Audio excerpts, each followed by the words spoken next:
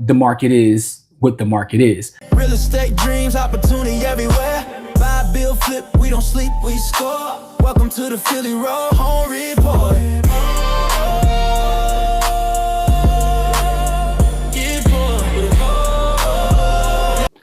Welcome to this episode of the Philly Row Home Report. I'm your host, as always. My name is Jimmy, and today we are going to take a look at the real estate market in Philadelphia for August 2025. Now, we're going to do a little bit of digging into the market, see what's going on, and we're going to talk about August 2025. We're going to compare it to the previous year of August 2024, but we're also going to look back in terms of July of 2025 to see month over month what's going on in the market. I haven't had an episode in a minute, but I'm working on some stuff. I'm going to make sure that every month you will get an update in terms of what's going on in the overall Philadelphia market. But I have been out there, closing deals and getting things done. You know what I mean? So, if you're looking for anything, holla at me. But let's get into the numbers, right? Let's get right into the numbers. And let's start with the year over year comparison in Philadelphia from August of 2024 to August of 2025. So, I'll put this on the screen so you guys can see it. So let's take a look at this, right? And the thing about our market is very interesting because I know that some people feel like, oh, the sky is falling, everything is bad. And, I'm not going to lie, I have looked at several prices in terms of what's going on with the active listings. And I see a lot of people who are lowering their prices. But again, I always dig into the data and just don't try to make any sort of sweeping decisions. So as you can see here, we look at August, of 2024 versus August of 2025, and we see what's going on. In August of 2024, we had about 1,803 units listed.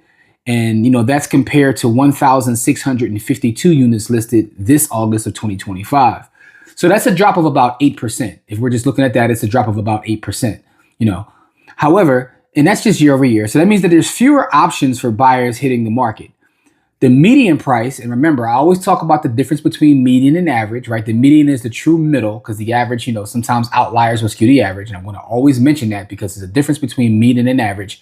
And people use those terms interchangeably, which they shouldn't. So the median is a true middle point. So when we look at the median, right, the median list price, it barely moved. It was $269,900 last year versus $270,000 this year. So what this is telling me is that sellers are pricing homes pretty consistently. Right. So the median sold price is steady. It held at about $275,000. And that's both years. So that shows that even with fewer listings, demand has kept prices level. So the sales volume took a hit. We had 1,243 homes sold in August of 2024 versus 1,112 in August of 2025. So that's about a 10% drop in closings. It's not the end of the world, but it's something to pay attention to. We have a 10% drop in closings. Summer of last year, summer of this year, not the full summer, but we're talking about August. So homes are also sitting a little bit longer. Not that much, but there is a slight difference. We have 44 days on the market last year versus 48 this year. That's a signal that buyers are being more selective or possibly facing affordability challenges with the interest rates as well as higher costs. Now, we just saw a dip in the interest rate, so I'll be interested to see over the next couple months how that affects our local market. But we do know from last year and the years previous that the rates are a little bit higher. So that could have this effect that we're seeing year over year from August to August. So one of the things that I want to do is not just look at year over year, but look at month over month, because then, not in this episode, but in future episodes, I'll probably start doing quarter by quarter as well to see how things are transpiring every 3 months. But for this specific episode, I do want to take 1 month back because the last episode I did about 3 months on the last episode where I broke down what the numbers look like in terms of the market.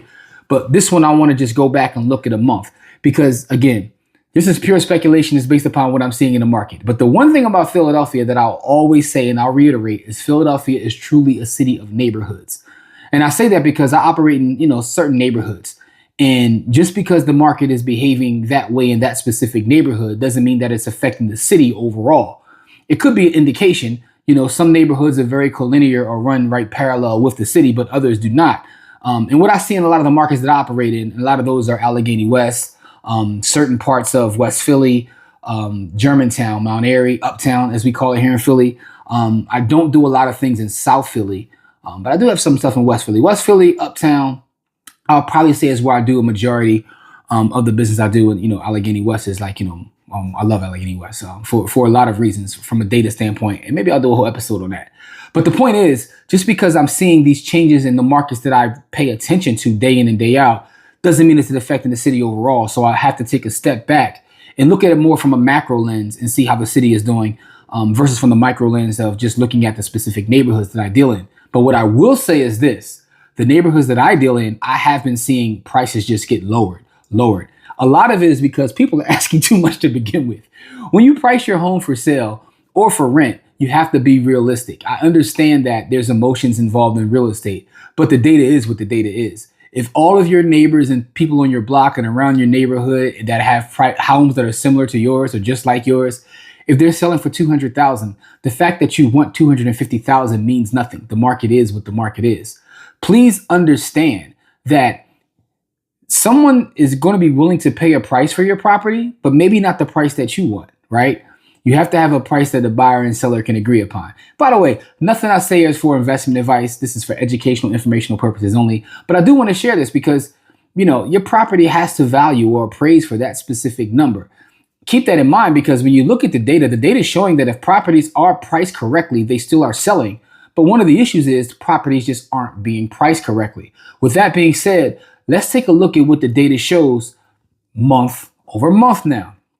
All right, so if you look at a month over month comparison, that's July of 2025 versus August of 2025, what you'll see is this. You'll see that listings dropped from 1,945 listings in July to 1,652 in August. That is nearly a 15% decrease, by the way. If we're going on percentages, just to keep that in mind, 15% decrease. So that decline is a little bit steep in my opinion, right? Some of this is seasonal though. Let's be honest. Some of this is seasonal because we also understand that in real estate, summer is the season where people are doing a lot of listing and buying or so on and so forth. So I will, add some context and nuance into saying what I'm saying. So some of this is seasonal if we're being honest. And sellers are really just going to hold off until the fall, some sellers. But the median list price also slipped from 275,000 to 270,000. So that's a small dip. So that just suggests that sellers are adjusting expectations after seeing homes sit longer. Nobody wants to put their home on the market and just have it sit, right? Now, sometimes that may be what happens based upon that specific property or you finding the right buyer for your property if you tend to have a unique property. But people don't like to see their property sit. So a lot of times they'll adjust the price. So this may indicate that some people are just adjusting their prices based upon what's going on in the market. It's not a huge adjustment, but it is a difference between, $5,000 month over month. You know what I mean? So if we look at the median again, the median sold price also dipped from $278,750 in July to down to $275,000 in August. This also aligns with that slowdown in activity. The units sold fell from 1,258 in July to 1,112 in August. That is a 12% decline month over month, just to give you the percentage again, right? So this is seasonality, is part of it, but it's also showing that the market is cooling a little bit. The average days on market ticked up from 45 days in July to 48 in August. The buyers are moving a little slower and sellers need more patience to get deals done. And that's the thing. As a seller, you might need to have more patience. You just might need to have more patience. And it's not a matter of anything being wrong with your property, but the market is what the market is. I probably should have called this episode, The Market Is What the Market Is, right? If you remove your feelings and look at the data will tell you what's going on in your specific area. So there is a slight cooling down, but it doesn't mean you can't get your property sold.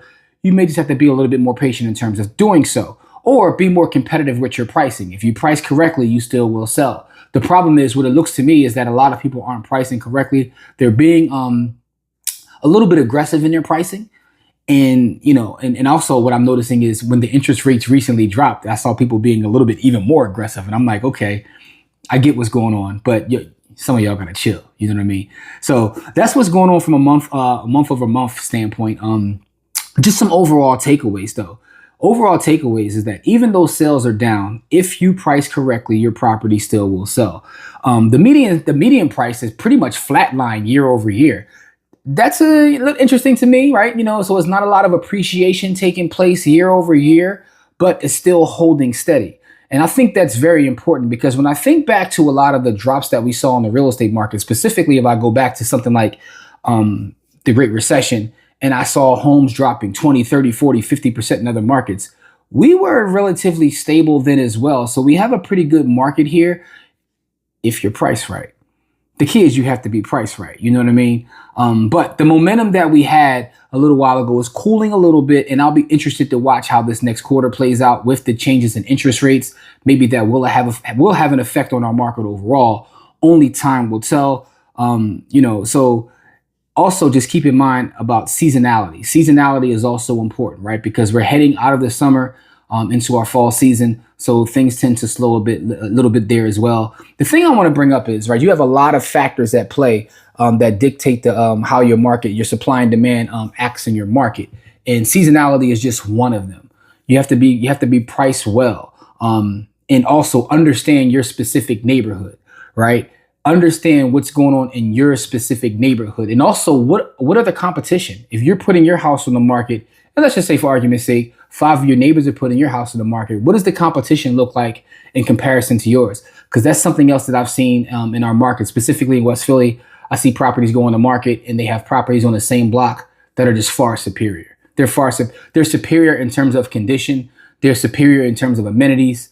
And sometimes it's difficult to see a seller have them understand, like, hey, this property close to you is a superior property and they're asking for less. And then you wonder why they sold faster, right? So there's a lot of factors at play, a lot of variables that come into play when we talk about these, specifically this Philadelphia market, right? But that is what's going on in the Philadelphia market in August of 2025. We do have steady prices. It seems to be a little bit of a cool down. Really can't say if it's a full cool down. But I want to say, you guys, I appreciate you reaching out and asking about the Philly Row Home Report. I'm going to try to make these episodes, give you the information, give it to you fast. I'm not going to pause. Hey, yo. Pause. In Jesus' name. But I'm not going to sit here and pontificate for hours and hours, because the fact of the matter is, people love the content, but no one wants to sit around and listen to a 3-hour pod. Not about, the data going on in the Philadelphia real estate market. But I do want to come to you more frequently. Hey, pause that too. I'm wilding right now. Hey, yo. Anyway, man, listen, I will catch you guys in the next episode. I'll probably at that point be going over what happened September to September, as well as August to September. I'm giving you an update on our market. And I also want to bring some classes in general about real estate investing, buying property, the process of getting a mortgage. Maybe I'll even interview some professionals within this industry, because the one thing about Philadelphia in our real estate market is we have a lot of professionals that do great work. And that's everything from title companies, that is mortgage bankers, that's appraisers, that's all kinds of people. And I want to make sure that using this platform of the Philadelphia Row Home Report, we can really get into Philadelphia real estate. I know it's very area specific, but I don't believe in speaking on things I don't know. And I know, working in Philadelphia, how the market changes based on just crossing, into a different neighborhood. So me trying to speak on Baltimore or speak on Louisiana or speak on Los Angeles real estate would be kind of insane. However, there are some fundamental principles that go across all of those markets, right? In terms of, units of comparison and a lot of different things that, we use to value real estate. I will bring you more content in regards to things that are just more general that can go across every market. But the idea behind this show is to really dig deeper Hey, yo. into the Philadelphia real estate market and all the nuances that make our market very unique. And also, in my personal opinion, could be biased, maybe not. My personal opinion is that, it's one of the best opportunities out there within real estate, in the real estate business. So I say all that to say this. I appreciate you guys for checking out this episode of the Philadelphia Row Home Report. My name is Jimmy. Take care, you guys. I love you. And if you're in the village, by the way, if you're in the village, you are getting this extremely early, because this is posting to the village extremely early, probably like a week earlier. Then it will hit, the public. And if you want to join the village, please do so by going to blackwealthrebels.com. That is blackwealthrebels.com. The village, for those who don't know, is our online community that we build with everyone. There are free tiers to get into the village. So please join the village, because, a lot of times we're fighting the algorithm. So if you're seeing this, appreciate that. But join the village to make sure you can see everything that we got going on. Also, support our sponsors. That's Closet of Capital. Go to closetofcapital.com. That's one of our sponsors. Also, go to getsupplement.com. And, I appreciate you guys. I'll see you guys on the next episode. Peace. Real estate dreams, opportunity everywhere. Buy, build, flip, we don't sleep, we score. Welcome to the Philly Roll Home Real